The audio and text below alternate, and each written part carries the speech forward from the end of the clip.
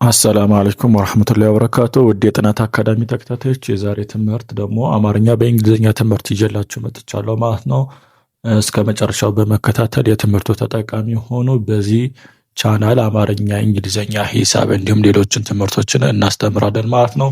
የኦንላይን ትምህርት መማር የምትፈልጉ ልጆች ካላችሁ እዚህ ስክሪን ጋር ባስቀመጥኩላችሁ ስልክ ቁጥር ኢሞ፣ ዋትሳፕ፣ ቴሌግራም ሀይ በሉ ትምህርት እንሰጣለን። እንዲሁም የኦንላይን ስራ መስራት የምትፈልጉ ከኪሳችሁ ምንም አይነት ገንዘብ ሳታወጡ ማለት ነው አብራችሁ የመስራት የምትፈልጉ ልጆች ካላችሁም እዚህ ስክሪን ጋር ባለው ስልክ ቁጥር ድምፅ አስቀምጡልኝ ወይም ሪከርድ አድርጉልኝ ማለት ነው። ዛሬ የአማርኛ በእንግሊዝኛ ትምህርት ነው የምናየው።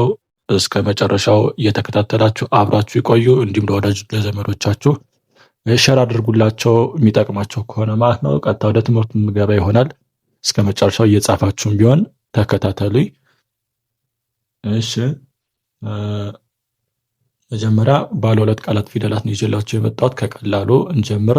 ነገ ወዲያ ደግሞ ሌት ከበድ ያሉ ቪዲዮዎችን እንሰራላችሁ ይሆናል። እዚህ ጋር ስንመጣ የወው መጀመሪያ ፊደል ወ አለ። የፈፉ ስድስተኛ ፊደል ፍ አለ። ወ ፍ ወፍ። ወ የመጀመሪያ ፊደል ስለሆነ ወ ለሚለው ዳብሊው ኢ የመጀመሪያ ፊደል አናባቢ ማመልከቻ ናት። ፍ ለሚለው ኤፍ ምክንያቱም ፍ ስድስተኛ ፊደል ስለሆነ አናባቢ አይኖረውም። ስለዚህ ወፍ ብለን ስንጽፍ ዳብሊው ኢ ኤፍ ይሆናል ማለት ነው። እዚህ ጋር ስንመጣ የመሙ መጀመሪያ ፊደል መ፣ የጠጡ አራተኛ ፊደል ጣ። መጣ መ የመጀመሪያ ፊደል ነው ብያቸዋለሁ። ለመጀመሪያ ፊደል ማነው አናባቢ ኢ ነው። ልክ እንደዚህ ለወ አናባቢ ኢ እንዳረግንበት። ስለዚህ መ ለሚለው ኤምኢ፣ ጣ ለሚለው ቲኤ። ጣ አራተኛ ፊደል ስለሆነ አናባቢው ኤ ነው። እዚህ ጋር ቲ ለጠጡም ለተቱም ይሆናል። ግራ እንዳትጋቡ፣ ለጠጡም ይሆናል ቲ ማለት ነው። ለሁለቱም ያገለግላል። ስለዚህ መጣ ብለን ስንጽፍ ኤምኢ ቲኤ ይሆናል ማለት ነው። እዚህ ጋር የመሙ ስድስተኛ ፊደል ም፣ የነኑ ስድስተኛ ፊደል ን አለ።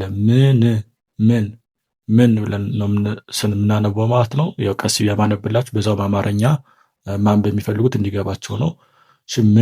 ምንና ን ፊደል ስድስተኛ ፊደል ናቸው። ስለዚህ ከዚህ ጋር ማስተዋል ያለብን ሁለቱም ስድስተኛ ፊደል ስለሆኑ አናባቢ የላቸውም ማለት ነው። ም ለሚለው ኤም ነው የሚሆነው፣ ን ለሚለው ኤን ነው የሚሆነው። ስለዚህ ምን ብለን ስንጽፍ ኤም በቃ ኤም እና ኤን ሁለቱም ስድስተኛ ፊደል ስለሆኑ። እዚህ ጋር የከኩ ስድስተኛ ፊደል ክ አለ። የከኩ ስድስተኛ ፊደል ክ፣ የረሩ ስድስተኛ ፊደል ር፣ ክር። እዚህ ጋርም ሁለቱም ስድስተኛ ፊደል ናቸው። ስለዚህ እዚህ ጋር አናባቢ አናረግም። ክ ለሚለው ኬ ነው፣ ር ለሚለው አር ነው። ስለዚህ ክር ብለን ስንጽፍ ኬ አር ይሆናል ማለት ነው። ኬ እና አር ክር በዚህ መልኩ ይጻፋል ማለት ነው። እሺ ወደዚህኛው እንገባለን። ወደዚህኛው መግባታችን በፊት ላይክ ያላረጋችሁ ካላችሁ ላይክ አድርጉ፣ ሰብስክራይብ ያላረጋችሁ ካላችሁ ሰብስክራይብ አድርጉ። በየቀኑ ምለቀው ቪዲዮ ለእናንተ እንዲደርስ ማለት ነው። እዚህ ጋር ስንመጣ የከኩ አራተኛ ፊደል ካ አለ። የረሩ አራተኛ ፊደል ሬ አለ።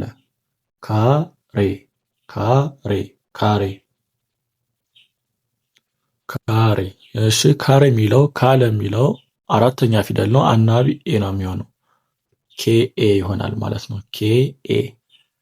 ሬ ለሚለው ሬ አምስተኛ ፊደል ነው። አር አይ ኢ። ለአምስተኛ ፊደል ማስተዋል ያለባቸው ሁለት አናባቢ ነው የሚኖራቸው። አይ እና ኢ በአንድ ላይ መሆን አለባቸው። ለአምስተኛ ፊደል ሬ፣ ካሬ፣ ሄ፣ ሌ፣ ሜ፣ ሴ ያለ አምስተኛ ፊደል ጋር ስንሄድ አናባቢው አይ እና ኢ ነው የሚሆነው ማለት ነው። ስለዚህ ካሬ ብለን ስንጽፍ ኬኤ አር አይ ኢ ይሆናል ማለት ነው። እዚህ ጋር ስንመጣ ካራ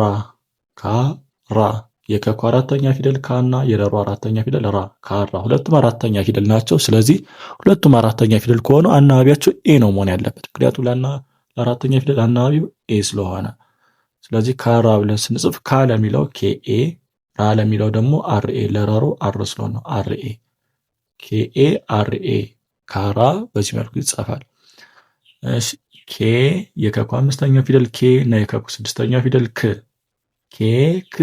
ኬክ ስንል አሁንም አምስተኛ ፊደል ነው። ልክ ከዚህኛ ለሬ አይና የአናባቢ እንዳደረግ ነው። ከዚህም ለኬ አይና ኢ ነው አናባቢ የሚሆነው።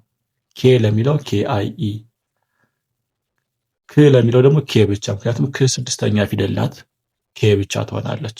ስለዚህ ኬክ ብለን ስንጽፍ ኬ አይ ኢ ኬ ይሆናል ማለት ነው። KIE ኬ ይሆናል። እዚህ ጋር ስንመጣ ደግሞ የከኩ አራተኛ ፊደል ካ፣ የሰሱ አራተኛ ፊደል ሳ፣ ካሳ ካሳ። ከዚያ ካራ እንዳልኳችሁ ሁለቱም አራተኛ ፊደል አናባቢያቸው ኤ ነው ይሆናል። ልክ እንደዛውም እዚህ ጋር ካሳ ለሚለው አናባቢያቸው ኤ ነው የሚለው ነው። ካ ለሚለው KA፣ ሳ ለሚለው SCA። ኤ ለአራተኛ ፊደል አናባቢ ነው። KA SCA ይሆናል ማለት ነው ካሳ ብለን ስንጽፍ። እሺ አሁን ደግሞ እዚህ ጋር ብዙዎቻችሁ ግራም ትጋቡበታለ። ልክ ያልሆነ ነገር ብዙዎችም እንደዚህ አይነት ቪዲዮ ስለሰሩ አንዳንዶችም በስህተት የተለመደ ነገር ስለሆኑ እንድትረዱት የምፈልገው ነገር ማለት ነው። እዚህ ጋር የቀቁ ስድስተኛ ፊደል ቅ፣ የነኑ ስድስተኛ ፊደል ን አለ ማለት ነው። እዚህ ጋር የቀቁ ስድስተኛ ፊደል ቅ፣ የነኑ ስድስተኛ ፊደል ን፣ ቅ ን ይላል። ቅን ብዙዎች ለቀቁ ኬ ትጠቀማላችሁ። ኬን ትጠቀማላችሁ ለቀቁ። ይሄ ስህተት ነው፣ ግን ብዙ ሰዎች ለምደውታል። ምንም ማድረግ አይቻልም። ያው ሲጽፉት ልትረዷቸው ትችላላችሁ። እንድትረዷቸውም በቃ እንደዛ ከጻፉላችሁም ተረዷቸው። ለቀቁ ኬ እየተጠቀሙ ማለት ነው። ግን ይሄ ፍጹም የሆነ ስህተት ነው ማለት ነው። ምክንያቱም ለከኩ ምን ነው የሚያስፈልገው? ኪው ነው የሚሆነው። ቅ ለሚለው ኪው ይሆናል። ን ለሚለው ኤን ይሆናል። ሁለቱም ስድስተኛ ፊደል ስለሆኑ አናባቢ አይኖራቸውም። ስለዚህ ቀን ብለን ስንጽፍ ኪው ኤን። ስለዚህ ለቀቁ ማን ነው የሚሆነው? ኪው ነው የሚሆነው ማለት ነው። ኪው ለቀቁ ኪው ነው የሚሆነው። እሺ ኬ ቢሆንም ያው አንዳንድ ሰዎች እንደዛ ስለሚጽፉ ትረዷቸዋላችሁ ያስባለሁ። እዚህ ጋር ደግሞ የቀቁ መጨረሻ ፊደል ቆ አለ፣ የለሉ መጨረሻ ፊደል ሎ አለ። ቆሎ ሁለቱም የመጨረሻ ፊደል ሰባተኛ ፊደል ናቸው። ለመጨረሻ ፊደላቶች ደግሞ አናባቢ የሚሆነው ኦ ነው።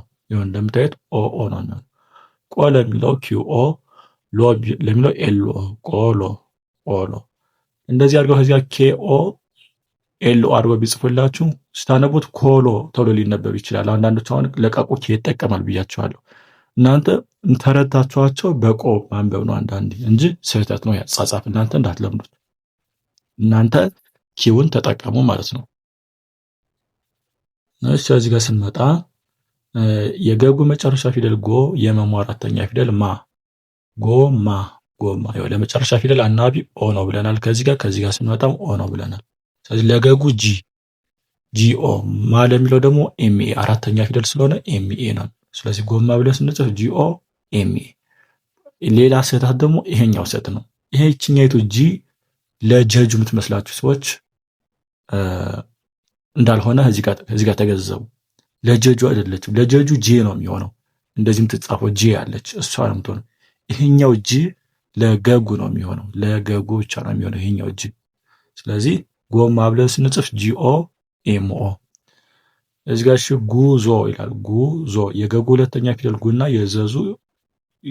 የዘዙ መጨረሻ ፊደል ዞ። ለሁለተኛ ፊደል ደግሞ አናባቢ የሚሆነው ዩ ነው። ጉ ለሚለው ጂ ዩ እናደርጋለን። ዞ ለሚለው ደግሞ የመጨረሻ ፊደል ስለሆነ ዜድ ኦ ለመጨረሻ ፊደል አናባቢ ስለሆነ። ስለዚህ ውድ የጥናት አካዳሚ ተከታታዮች የዛሬው ትምህርት እንደተረዳችሁ ተስፋ አደርጋለሁ። ትንሽ ግራ መጋባት ካለም በግሩፕ ጋር መታችሁ እዛ ባስቀምጥኩላችሁ ስልክ ቁጥር መታችሁ አናግሩኝ። ምረዳችሁ ነገር ካለ እረዳችኋለሁ። ከኦንላይን ትምህርት ውጭ ቢሆንም ቪዲዮ በመላክ ምናምን እረዳችኋለሁ። ችግር የለውም። የዛሬው ትምህርት ይህን ይመስል ነበረ። በቀጣይ እስክንገናኝ እንግዲህ ማሰላማ